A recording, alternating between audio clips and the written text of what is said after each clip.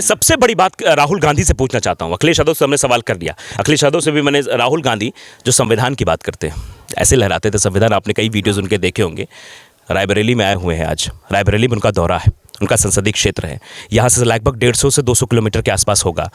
उनकी हिम्मत नहीं हो रही, क्या करे खिलाड़ी को वो जाके वहाँ कराटे करते हैं, कसरत करते हैं। आपने देखा हो कई वीडियो कि मैं जूडो कराटे सीखा हूँ, मैं ये ताइक्वांडो रहा हूँ, ये फलाना रहा हूँ। अरे आप उसी कम्युनिटी का अपने आप को मानते तो आप में हिम्मत है कि आइए यहाँ पर एक ताइक्वांडो खिलाड़ी मारा, आप वहां 150 किलोमीटर पर आप जाके वहां माल्यार्पण कर रहे हैं, वहां पर कार्यक्रम कर रहे हैं। आपकी हिम्मत नहीं हो रही है कि आप संविधान की रक्षा करने के लिए आ जाए, क्योंकि सजातीय मामला है। आप आएंगे तो अखिलेश यादव आपसे नाराज हो जाएंगे, यादवों का वोट आपको नहीं मिलेगा।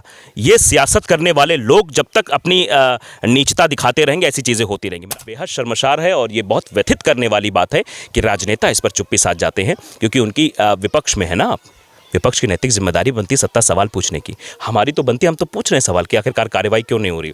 पुलिस से जवाब दे रही, प्रशासन जवाब दे रहा है कि हम अपने स्तर से कार्रवाई कर रहे हैं, लेकिन विपक्ष की ये जिम्मेदारी ज़्यादा है, ज़्यादा पड़ जाती कि ऐसे मसलों पर वो खड़े हों, आए यहीं पर बैठे राहुल गांधी, संविधान की पुस्तक यहाँ भी लहराएं, बताएं कि हम सब एक हैं, संविधान में सबको एकता का अधिकार दिया गया है। तो वो अनुराग यादव भी एक है और वो मंगेश यादव भी उसी में है, सब उसी में आप लेकर चलिए। मंगेश यादव के लिए अलग ट्रीटमेंट और अनुराग यादव के लिए अलग ट्रीटमेंट, ये देश बर्दाश्त नहीं करेगा।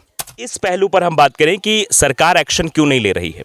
दरअसल सरकार का एक्शन ना लेना एक ये दर्शाता है कि अखिलेश यादव का ना आना और यादवों की बात करना, क्योंकि यही लोग यादव थे जो मैं पहले ही आपसे अभी ऑफ कैमरे बातचीत कर रहा था कि ये सब लोग चिल्ला चिल्ला कर कह रहे थे कि बुलडोजर गलत है, बुलडोजर नहीं चलना चाहिए, आरोपी कोई है तो उसके खिलाफ कार्रवाई हो, उसके घर वालों के खिलाफ कार्रवाई क्यों हो। फिर ये कहा जा रहा था कि इनकाउंटर नहीं होना चाहिए। आपने देखा था इसी जौनपुर में, आपने कवर भी किया होगा, मंगेश यादव के इनकाउंटर को ऐसा बनाया गया और क्राउड फंडिंग हुई उसको लेकर, लेकिन आज की डेट में कोई भी नेता यहां आकर क्राउड फंडिंग नहीं कर रहा है, जबकि वास्तविकता यह है कि इसको क्राउड फंडिंग चाहिए। राजनेता जो है ये कम से कम जनता को वोट बैंक की राजनीति से अलग रखें। जब तक ये जनता को जनता नहीं समझेंगे तब तक मुसीबतें ऐसी खड़ी रहेंगी। अब देखिए यादव का मामला नहीं आएंगे, अगर यही मामला कोई ठाकुर का होता, कोई ब्राह्मण होता तो अखिलेश यादव यहां आ जाते। अखिलेश यादव यहाँ आके धरना प्रदर्शन भी करते, सब कुछ करते, पूरा ये महीने भर का यहाँ ड्रामा चलता और यहाँ भी क्राउड फंडिंग की बात की जाती। सजातीय मामला होने की वजह से वो करते हैं कि पीडीए मर रहा है, पीडीए के ऊपर अत्याचार हो रहा है, तो उधर से बीजेपी वाले भी कह रहे हैं कि पीडीए ही मार रहा है, मतलब पीडीए मर रहा, पीडीए ही मार रहा है। तो अखिलेश यादव घिर चुके हैं और शायद यही वजह है कि एक्शन भी इतना ढीला रवैया चल रहा है, एक्शन भी इसीलिए धीमा हो रहा है। शायद योगी की क्या प्लानिंग होगी, योगी क्या सोच रहे होंगे, कैसे क्या करना। नमस्कार, मैं हूं जर्नलिस्ट राजन और मेरी मौजूदगी इस समय जौनपुर के गौरा बादशाहपुर थाना क्षेत्र के कबीरुद्दीनपुर गांव में है। ये कबीरुद्दीनपुर गांव इन दिनों पूरे प्रदेश ही नहीं देश में चर्चा का विषय बना हुआ है, क्योंकि दीपावली के ठीक एक दिन पहले 16 वर्षीय ताइक्वांडो खिलाड़ी अनुराग यादव की गला काट करके निर्मम हत्या कर दी जाती है। लगातार हम इस गांव से और परिजनों की आवाज़ को हम उठा रहे हैं, उनको इंसाफ दिलाने की मांग कर रहे हैं। लगातार आरोपियों के घर को हमने दिखाया, कई तस्वीरें यहाँ की दिखाई और प्रत्यक्षदर्शियों से हमने बात कराया। आज हमारे साथ बात करने के लिए एक सीनियर जर्नलिस्ट हैं जो कि दिल्ली में कई चैनलों में जो है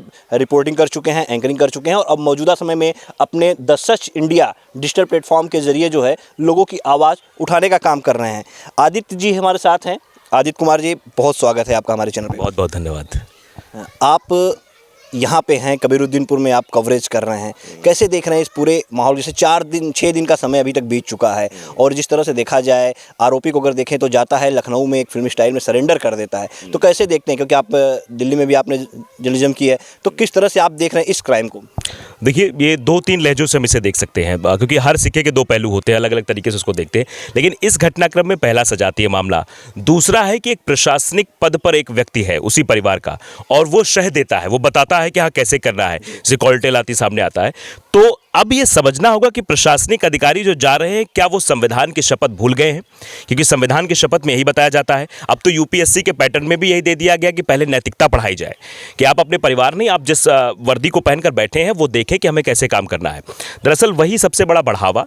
दूसरा, ये जो पूरा परिवार है ये झारखंड से ताल्लुकात रखता है, वो नक्सली क्षेत्र था जहाँ लोग काम करते थे, कोयले खदान में थे, वहाँ के हथियार थे। तो कहते नहीं कि जो इंसान होता है वो आसपास के नेचर से, आसपास की सीखता है कैसे क्या करना है। तो वहां रहकर उसके अंदर ऐसी भावना जागृत हो गई थी कि लोगों को मारना बहुत आम बात है। आप नक्सलियों के बारे में आपने पढ़ा होगा तो पता होगा। तो ये सब चीजें हुई। अब अगर इस पहलू पर हम बात करें कि सरकार एक्शन क्यों नहीं ले रही है, दरअसल सरकार का एक्शन ना लेना एक ये दर्शाता है कि अखिलेश यादव का ना आना और यादवों की बात करना, क्योंकि यही लोग यादव थे जो मैं पहले ही आपसे अभी ऑफ कैमरे बातचीत कर रहा था कि ये सब लोग चिल्ला चिल्ला कर कह रहे थे कि बुलडोजर गलत है, बुलडोजर नहीं चलना चाहिए, आरोपी कोई है तो उसके खिलाफ कार्रवाई, उसके घर वालों के खिलाफ कार्रवाई क्यों हो। फिर ये कहा जा रहा था कि इनकाउंटर नहीं होना चाहिए। आपने देखा था इसी जौनपुर में, आपने कवर भी किया होगा, मंगेश यादव के इनकाउंटर को ऐसा बनाया गया और क्राउड फंडिंग हुई उसको लेकर। लेकिन आज की डेट में कोई भी नेता यहां आकर क्राउड फंडिंग नहीं कर रहा है, जबकि वास्तविकता यह है कि इसको क्राउड फंडिंग चाहिए। बिल्कुल सर, मंगेश यादव की बात करें तो आप भी पहुंचे कवरेज करने के लिए। जिस तरह से पुलिस प्रशासन बता रहा था कि हाँ वो डकैत है और डकैत कांड में शामिल था सुल्तानपुर के, उसके बाद इनकाउंटर होता है, धड़ाधड़ जो अखिलेश जी का ट्वीट आता है और बड़े बड़े नेता प्रदेश अध्यक्ष तक पहुंचते हैं, यहाँ पे जो है सपा के अजय राय पहुंचते हैं कांग्रेस के, लेकिन यहाँ पे कोई ऐसा चेहरा नहीं आ रहा है बड़ा। बस एक ट्वीट हुआ था अखिलेश जी की तरफ से, वही जब खबर चली तो एक ट्वीट हो गया कि हाँ सरकार में जो है अपराध जो है अपराधी बेलगाम हो गए हैं। और समाजवादी पार्टी का ऑफिशियल ट्वीट से तो ये ट्वीट हो जाता है कि पीडीए के लोगों पे अत्याचार कब बंद होगा। लेकिन जब मीडिया इस बात को उठाती है कि अत्याचार करने वाला भी पीडीए का है, तो उसके बाद इन लोगों का कोई जो है रिएक्शन नहीं आता है, कोई जवाब नहीं आता है। कैसे? देखिए, सबसे बड़ी बात तो है कि ये राजनेता जो है ये कम से कम जनता को वोट बैंक की राजनीति से अलग रखे। जब तक ये जनता को जनता नहीं समझेंगे तब तक मुसीबतें ऐसी खड़ी रहेंगी। अब देखिए, यादव का मामला नहीं आएंगे। अगर यही मामला कोई ठाकुर का होता, कोई ब्राह्मण होता, तो अखिलेश यादव यहां आ जाते।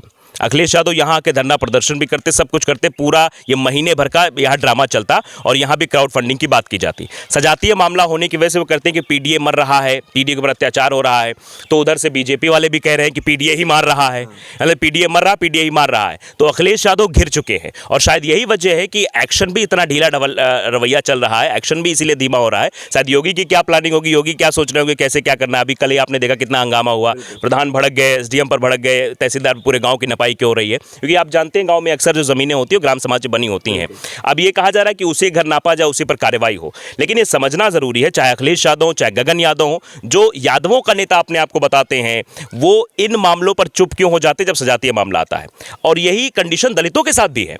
आप देखिए, अगर दलित का कहीं अटैकमेंट होता है या वो आपस में मारपीट करते, किसी की हत्या कर देते, तो उसमें भी चंद्रशेखर रावण नहीं बोलते हैं, उसमें मायावती कोई रिएक्शन नहीं आता है, उसमें दलितों का नेता कहलाने वाले लोग चुप हो जाते हैं। तो ये जब तक इन चीज़ों से बाहर नहीं निकलेंगे, ये देश बहुत वो सेनाओं के दौर में गुजर रहा है कि दूसरी जाति को टारगेट कैसे करना है, दूसरी, इसीलिए अभी आपने देखा होगा कि एक नई सेना बन गई है, सवर्ण सेना बनी है, सवर्ण सेना। इसका इसीलिए बनाई जा रही ना, सवर्ण सेना बन रही है, भीम आर्मी बन रही है, यादव सेना बन रही है, परशुराम सेना बन रही है। इन सेनाओं की वजह से ही देश विखंडित हो रहा है। मैं किसी भी सेना का समर्थन नहीं करता हूं, क्योंकि मुझे ये सेनाएं लगता है कि देश को बांटने का काम कर रही हैं। आज आपने उसकी माँ की हालत देखी होगी, और वाकई में जिस माँ के हाथ में उसके बच्चे का कटा हुआ सर हो, वो कितनी दयनीय स्थिति होगी, कितने भावुक क्षण होगा वो। मतलब वो तो मैं अगर इमेजिन करता हूँ तो मुझे लगता है कि मेरी माँ, जो मैं घर से निकलता हूँ, माँ का कभी फ़ोन मेरे पास आता है तो माँ सिर्फ एक शब्द पूछती है, खाना खाया कि नहीं खाया। सिर्फ एक शब्द माँ का होता है। माँ ये नहीं पूछती कि बेटा तुमने स्टोरी की, तुम्हारी खबर हुई, तुमने अपलोड की, तुम्हारे व्यूज़ कितने आ रहे हैं, कितना पैसा कमा रहे हो, इससे उससे मतलब नहीं होता। उसे मतलब होता है तो सिर्फ इस बात से कि तुमने खाना खाया कि नहीं खाया। और जिसका बेटा जो उसके हाथों में हो वो क्षण, और वहाँ पर अखिलेश यादव ना आए, वहाँ पर सियासत देखने लगे, वहाँ पर गगन यादव ना आए, सियासत देखने लगे, तो मुझे लगता है उनसे बड़ा बेशर्म कोई नहीं है। ऐसे बेशर्म सियासतदानों को तो नकार देना चाहिए, जनता को नकार देना चाहिए। ये पूरा गाँव यादव बाहुल्य है। यहाँ के यादवों जब बात होती तो अखिलेश यादव गलत नहीं बोलते, क्योंकि आप जानते हैं कि उनके अंदर अखिलेश यादव को लेकर बहुत भावुकता है कि यादव है, लेकिन वो फिर भी अंदर से नहीं बोल पाए, लेकिन बाहर से नाराज हैं। वो नाराजगी उनके अंदर कहीं ना कहीं एक जगह छिपी हुई है कि हम नाराज हैं, अखिलेश यादव जी क्यों नहीं आ रहे हैं। वो कह रहे हैं कि पूरे गांव ने, इस कबीरुद्दीनपुर जो गांव है, यहाँ प्रिया सरोज को जिताया उन लोगों ने। कल एक यादव से मैं बात करता, वो कह रहा था कि प्रिया सरोज 6 दिन बाद आती हैं, कल वो आती हैं। उनकी कंस्टिट्यूंसी का मामला है, उनकी कंस्टिट्यूंसी का मामला, वो नहीं आ रही हैं, वो 6 दिन बाद आ रही हैं। तो इससे बड़े शर्म की बात क्या हो सकती है भाई। नेता का मतलब होता है जनता द्वारा, जनता के लिए। यही जनप्रतिनिधि का वास्तविक मतलब होता है कि जनता द्वारा चुना गया, जनता के लिए उसको अवेलेबल रहना चाहिए। तो वो अवेलेबल 6 दिन बाद हो रहा है, इसका मतलब है कि इसमें सियासत है। और इसीलिए इस मामले में ढुलमुल, मैं, आप पत्रकार हैं राजन जी, मैं कहना चाहता हूं कि जितने भी यहाँ पे यूट्यूबर्स आ रहे हैं उनसे भी मैं एक अपील करना चाहता हूं कि यहाँ भी आप लोगों को सामने आना चाहिए, एक क्राउड फंडिंग होनी चाहिए। आप लोग अपील करिए, आप लोग उनके घर से बात करिए, बैंक खाता लीजिए, वो लगाइए अपने खबर में और बताइए कि जो लोग चाहते हैं क्राउड फंडिंग यहाँ होनी चाहिए। ये अब हमारी लोगों की नैतिक जिम्मेदारी हो गई है कि उनके घर क्राउड फंडिंग होनी चाहिए। कुछ परिवार को मदद हो, कुछ थोड़ी बहुत मदद उसके परिवार को पहुंचे, क्योंकि नेता नहीं सुनने वाले हैं ये।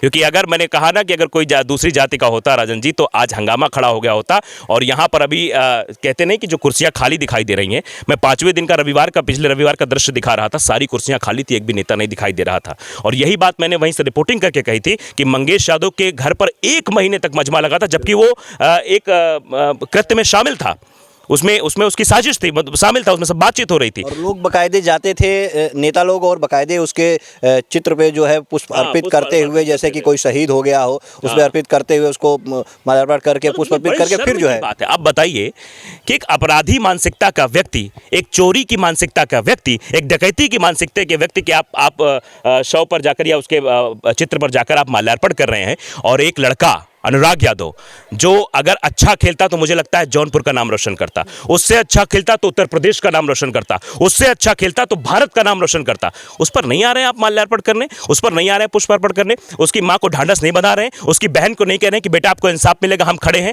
आपके लिए जो बन पड़ेगा हम करेंगे, हम क्राउड फंडिंग कराएंगे, आपको करोड़ों की मदद हम पहुंचाएंगे, आप परेशान मत होइए, आप डरिए मत। वो डरी सहमी क्यों है? उनके साथ कोई खड़ा नहीं हो रहा है। अगर प्रधान ना होता है इस गांव का, प्रधान को मैं साधुवाद इसलिए भी करता हूं कि वो खड़ा है, उन लोगों के साथ मदद कर रहा है, लगातार वो बोल रहा है, मीडिया में बोल रहा है, हर जगह आ रहा है, उस वक्त भी खड़ा था, और कोई खड़ा होने वाला नहीं है। राजनेता आते हैं, अध्यक्ष भी आए थे, कोई यादव आई थी, कोई बिरहा गायिका, उसने थोड़ा बहुत पैसा जो दिया हो थोड़े बहुत, उजाला यादव, बाकी मुझे नहीं लगता किसी ने आकर मदद की है। संवेदना व्यक्त करना अलग होता है, संवेदना के साथ साथ हौसला अफजाई करने के लिए अगर आप थोड़ी सी धनराशि, क्योंकि कुछ होता नहीं उससे, लेकिन वो एक तरीके बताता है कि हाँ लोग कितना खड़े हैं, लोग कितना संवेदनशील हैं, जो हमारे परिवार के प्रति, हमारे प्रति, और जो ये घटनाक्रम हुआ इसके प्रति अपनी संवेदना रखते हैं। बिल्कुल। इस सिनेरियो कैसे देखते हैं, जिस तरह से अभी तक की कार्रवाई हुई प्रशासन की, पुलिस प्रशासन की अगर देखें, जिस तरह से आरोपी पकड़े जाते हैं, दरोगा भी पकड़ा गया जो मेरठ में तैनात था, राजेश यादव, और उसका भाई सरेंडर कर देता है, तो इस पूरे सिनेरियो को कैसे देखते हैं आप जो है? देखिए, इस सिनेरियो में तो बहुत ही ढुलमुल रवैया प्रशासन का और पुलिस का मुझे लगता है।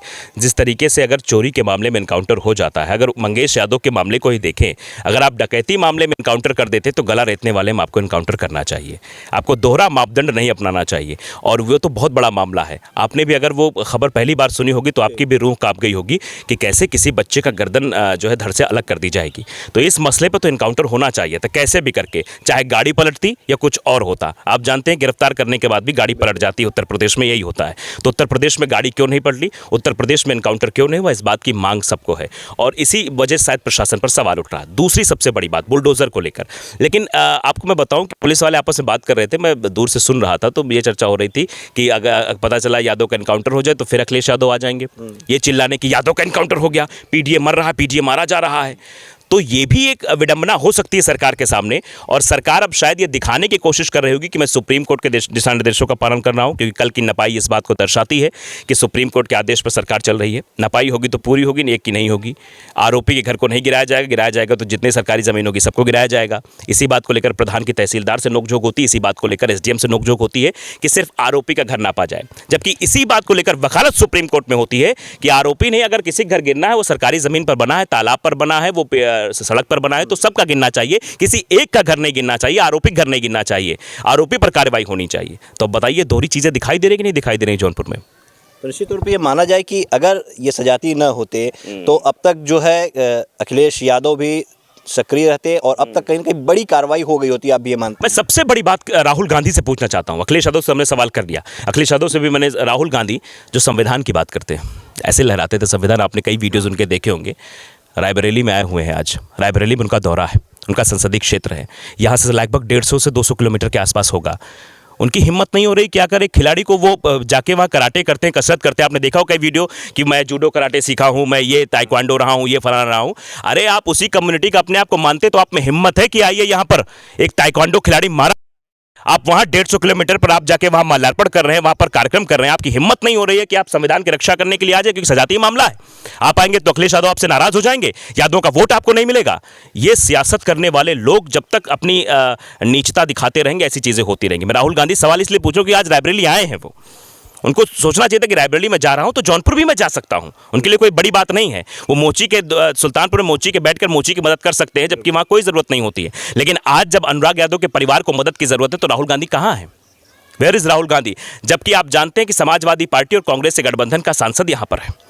मतलब दोनों की नैतिक जिम्मेदारी बनती है, समाजवादी पार्टी की नैतिक जिम्मेदारी बनती है और कांग्रेस की नैतिक जिम्मेदारी बनती है कि दोनों बड़े नेता, प्रदेश स्तर के नेता यहाँ पर आए, क्योंकि प्रदेश का नहीं पूरे देश का मामला है। और मेरे पास तो एक फॉरन में एक कॉल आया, मेरा दोस्त रहता है वहाँ पर, वो कह रहा है भाई कितना बड़ा कांड हो गया जौनपुर में यार, बताओ धड़ से अलग कर दिया सर यार, कैसे मतलब ऐसे भी लोग हो गए, अब यहाँ भी तालिबानी होने लगा क्या, ऐसे सवाल पूछ रहे हैं। मतलब विदेशों में ये खबर चर्चा का विषय है। जी, एक सवाल और लेना चाहेंगे, आपने अभी तक की अपने जर्नलिज्म में कभी इस तरह के ऐसे क्राइम को देखा था, कभी ऐसे क्राइम कवरेज किया था?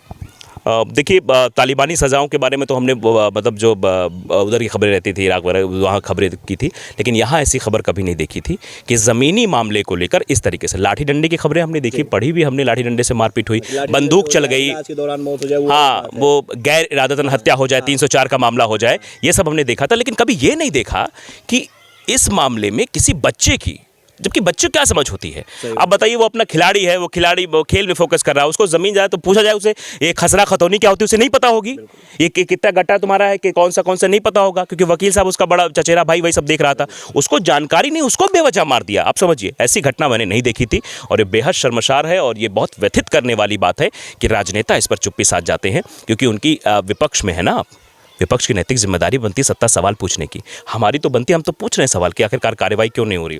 पुलिस से जवाब दे रही, प्रशासन जवाब दे रहा है कि हम अपने स्तर से कार्रवाई कर रहे हैं, लेकिन विपक्ष की ये जिम्मेदारी ज़्यादा है, ज़्यादा पड़ जाती है कि ऐसे मसलों पर वो खड़े हों, आए यहीं पर बैठे राहुल गांधी, संविधान की पुस्तक यहाँ भी लहराएं, बताएं कि हम सब एक हैं, संविधान में सबको एकता का अधिकार दिया गया है, तो वो अनुराग यादव भी एक है और वो मंगेश यादव भी उसी में है, सब उसी में आप लेकर चलिए। मंगेश यादव के लिए अलग ट्रीटमेंट और अनुराग यादव के लिए अलग ट्रीटमेंट, ये देश बर्दाश्त नहीं करेगा। बहुत बहुत धन्यवाद आदित्य जी हमारे साथ जुड़ने के लिए। तो ये आदित्य जी हैं सीनियर जर्नलिस्ट, जिन्होंने बेबाकी से पूरे इस मामले को बताया और साफ तौर पे इन्होंने इशारा किया कि जिस तरह से ये सियासत हो रही है, अगर अब तक कहीं सजाती ना होते, तब तक विपक्ष भी जो है हल्ला बोल दिया होता, अब तक बड़ी कार्रवाई हो गई होती। कहीं ना कहीं इंसाफ की गुहार परिवार लगा रहा है, अब इंसाफ परिवार को कब मिलेगा ये भविष्य के गर्भ में है।